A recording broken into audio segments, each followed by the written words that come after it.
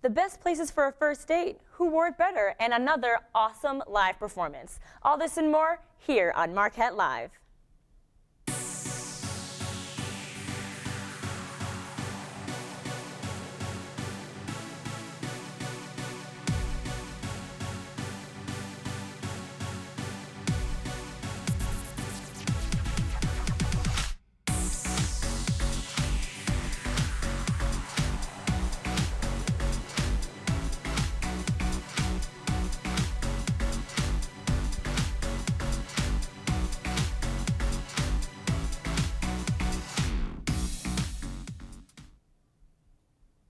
Hello Marquette and welcome to Marquette Live. I'm your host, Jessica Clark. I hope you all had an awesome Halloween weekend, but it is now November, so not only do we have Thanksgiving break to look forward to, but this also means that fall is in full swing.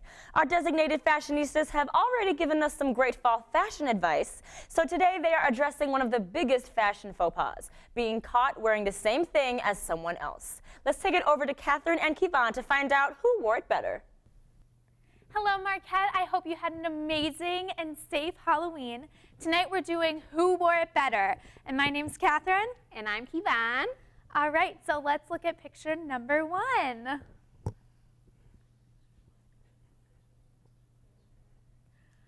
Okay, this was a really interesting one for me. I was really torn. Emma Roberts, I think she wore the dress really well, but the shoes were a huge no-no. Yeah, those shoes are not fit for that type of dress. Those booties, I like how she did the pointy toes. That was much better. Rumor, yeah. So I would have to say Emma wore the dress better, but not the shoes. Here we have Ashley Tisdale and a Jenner girl. What do you think? I actually love how Ashley Tisdale paired it with the leopard booties. Those were so cute, and they make the dress pop. I have to say, I've never been one to think white dresses and colorful heels, but I love the way she did that. I kind of wish it was a pointy toe, not a booty, but I'm really into it. Love. Okay, we have Ashley Tisdale again, and then my favorite rocker. I love white sheer. That's like not a huge thing, and I'm loving the way she's doing that, plus her shoes are fabulous with it.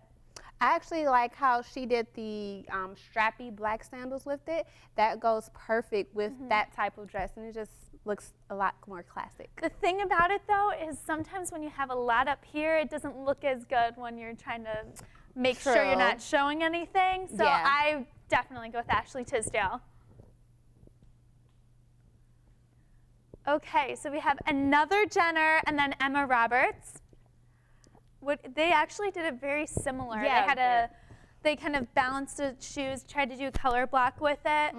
I just have to say the green looks better with the darker hair, so I'm going to go with that one. I actually think leopard pumps would have went perfect with green. I love leopard and green together, so I think that would have been very cute. Oh my gosh, I just automatically go with Kristen Cavallari because I'm obsessed with her and I think she pulled it off really well, and I wish I had that great of a leather jacket. So I go with her. Yeah, the motorcycle jacket definitely tops it off. I also like how she did the off-the-shoulder shirt, though. That looks very cute Anne with Hathaway. Yeah, she's great.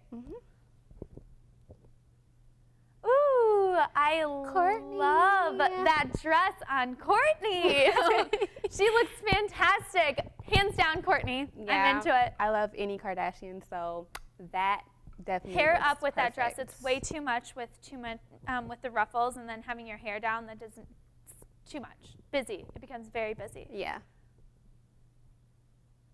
High-low. I have seen high-low on like a couple people that I like on them, and I don't think either of them pulled it off that well. But if I was to go with one person, it would be Courtney, just because the blue is better for her skin tone, and I like her shoes better with it. Because Ariana Grande has red hair, then a blue dress, and then leopard heels. It's just really busy. But I guess I do appreciate the high-low on Courtney. Yeah, the red definitely does throw it off with her red hair, but I love the leopard pumps with the blue. That is a great combination. And I don't know, her dress seems brighter. It seems a little more bright blue. So I think she pulled it off also. Okay, I definitely say Nikki. I think she looks fabulous. She has more of the body for this dress, and her hair looks much better with it. I totally agree with you. I think both of them kind of pulled it off in a similar way with the peep toe pumps, but maxis are definitely in, and this look is awesome. All right, guys, I hope you have a wonderful evening and you learned a tip or two. Thanks. Bye. I think it's part of girl code that if we see someone else wearing the same outfit as our friend, we have to assure our friend that it looks so much better on her. Thanks, ladies. We gotta take a quick break, but we'll be right back with more of Marquette Live. Welcome back to Marquette Live. I'm your host, Jessica Clark.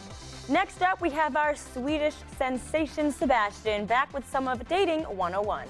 Take it away, Sebastian. Thank you, Jessica. I really appreciate your little intro there. Welcome back to Dating 101. It's been exciting times. Halloween is up. You know what's super exciting? I got my first fan email. It's awesome. Keep sending them in. It's from a girl named Kristen Powers. She has recently been on a first date that didn't go so well. A friend of her, Marty Sullivan, took her out. And they went to dinner and a movie. I know. I've seen so many movies where people go to take a girl to dinner and a movie. I beg you all, stop doing it. It's not gonna work. When it comes to a relation, you wanna get to know the person. And a first date is the best chance to do just that.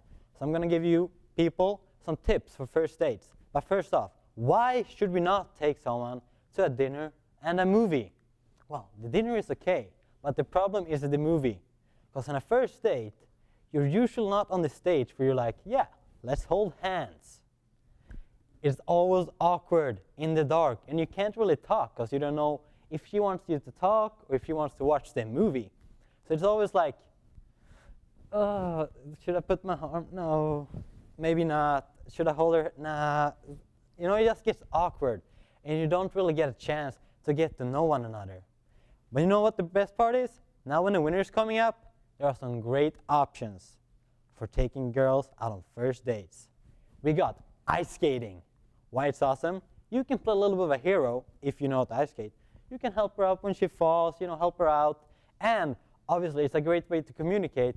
While you're skating around the rink, you can talk about anything.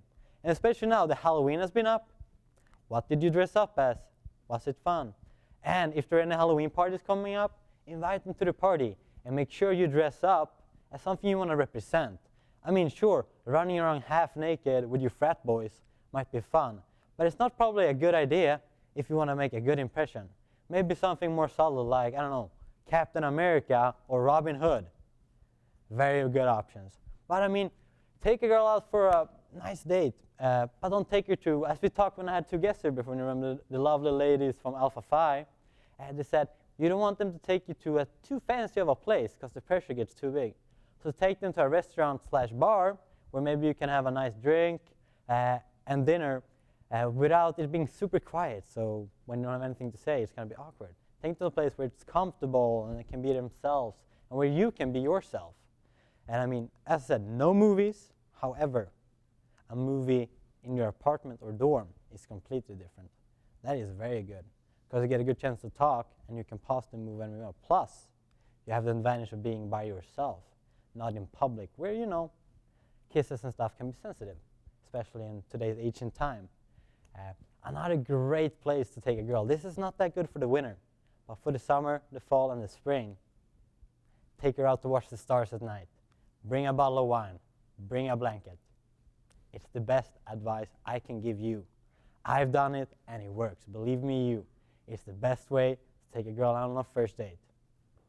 So, to you all, and to Kristen, next time, make sure you get some stars, some wine, and a good night.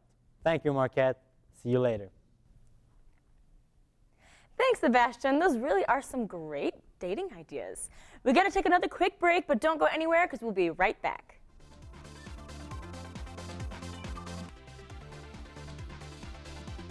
Welcome back to Marquette Live. To conclude our show this evening, let's send it on over to our music guru, Erica, to introduce our live performer tonight.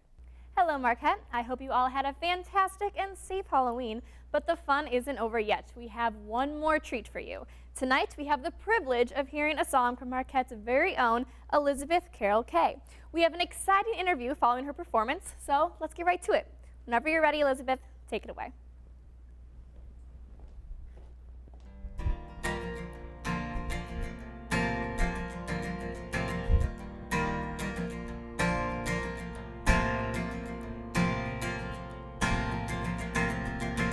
I shook hands with my trouble when I was young.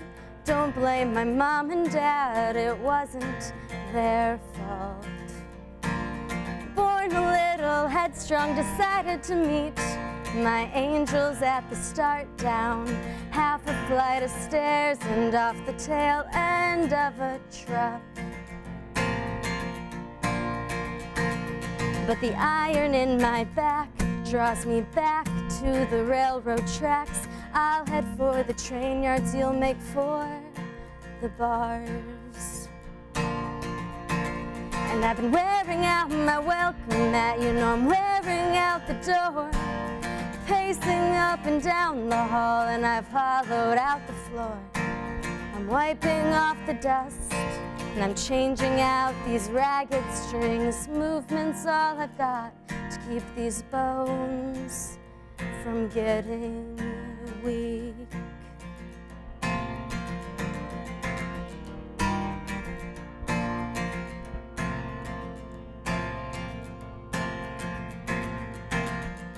Take a breath, settle down your shipwrecks and sworn regrets while I try to have patience with my past.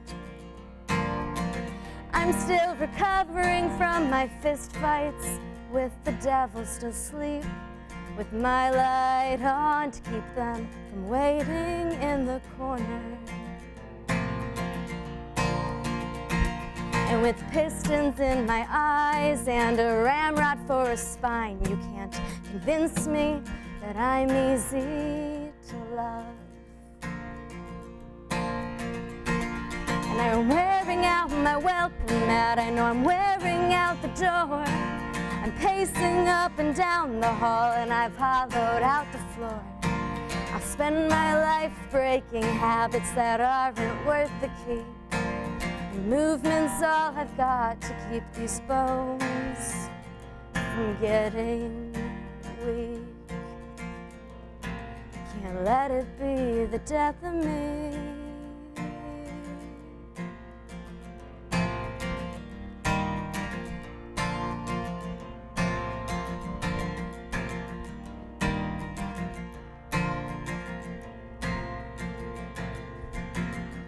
And I still see ghosts around these parts. I see them walking with the road. I don't mind the company, it doesn't scare me like it once did years ago.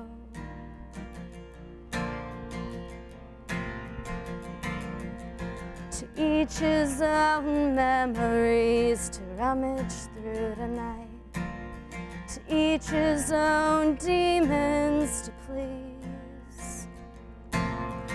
Each his own miles to cover before we get our sleep.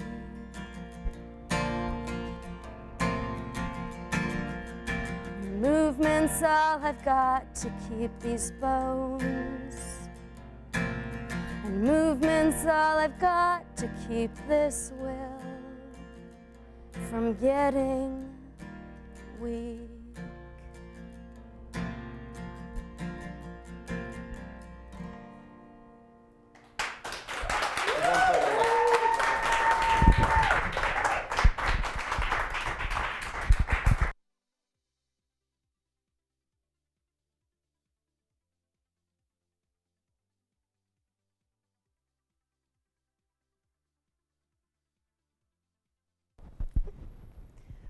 That was gorgeous. I literally have goosebumps, Elizabeth. Thank you. So why don't you tell us a little bit about the song you just played? What does it mean? The song is actually titled Autobiography. So from that you can take it. It's a little bit of a story of my life, but I think it's a story of a lot of people's lives. It's kind of a case study in movement for me, in physical movement, also in emotional movement, and kind of spiritual movement, just kind of the way that you need to keep moving through life. And if you can't move physically, and maybe you have to find a way to morph and to move a different way and to just kind of keep growing, because if you're not moving, other things will be moving you, or other things will be moving past you, and you just gotta keep going. I love that. So why did you choose to do that song then? That song for me was my summer project. It was a lot of different pieces of a lot of different songs that finally kind of came together to this point. And so much goes into each song, so many different inspirational pieces, so many different moments in life can kind of find their way into a song, but it's finding which ones work the best together and tell the best story, and just kind of reveal the most. And that was a song that I felt really proud of, and I felt like it was something I was ready to share. Well, we're all very glad that you did. I know that you started off performing just covers. What made you feel more comfortable in being able to share your own music? Well, Or even just what made you start to write your own? Well, when I first picked up the guitar, it was the summer going into 8th grade. I tried to pick it up multiple times before that, but 8th grade was the first time it stuck. And you kind of write songs off the cuff. You're like, oh, well, this sounds good together. I'll play this. But it wasn't until actually last year I was sidelined by an injury that I couldn't move as much as I was able to before. So I ended up sitting a lot, and that time gave me time to focus on my music and what I was writing. And through that time, I felt like I was really able to find my voice, and I finally was able to tell stories in the way that I would want to listen to them, and just kind of was able to figure out what I wanted to say and like how I wanted to say it in a way that I was proud of. That was the biggest thing. Great. Well, I heard word that you won a Kiss FM contest, and you had the opportunity to sing for Ellie Goulding. I did. With the monster hit Lights. I did. My friend Maya, actually, she sent me the link to this Kiss FM concert. And I'm not a big contest. There we go. I'm not a big contest enterer. It's just, there always seems to be a lot of loopholes. I always get really nervous. And this one, you just entered a YouTube video, and I have a YouTube channel, so I was like, well, I might as well. And I got a call like about 36 hours before that. They were like, you were chosen to perform. And luckily my dad has a guitar at home, because I didn't bring my guitar home that weekend from school because I hadn't gotten a call, so I was kind of like, well, I don't know. And so my dad let me borrow his guitar, which is actually nicer than mine, so that was nice. And I got to go down into the city, and I got to perform in front of her with 2 other girls. I performed an original, not the one I played today, but I played Post Secret, and she was just lovely. And she has such a great accent. She was lovely. She does. She does anything with a British accent. Yes. Great. All right, well, thank you so much, Elizabeth. Thank you for having me. And guys, be on the lookout for her. She is on Facebook as well as on YouTube, and she goes under the name Elizabeth Carol K. Yep. And she is also going to be playing at the Annex on November 10th. I know I will be there and hope to see you there as well. All right, well, I'm going to take it back over to Jessica, but thank you again so much, Thank you so much for having me. Mm-hmm. Another amazing live performance this week. Great job, Elizabeth. Well, that's all we have for you guys tonight, but we will be seeing you next week, same time, same place. I'm Jessica Clark, and this has been Marquette Live. Have a great weekend.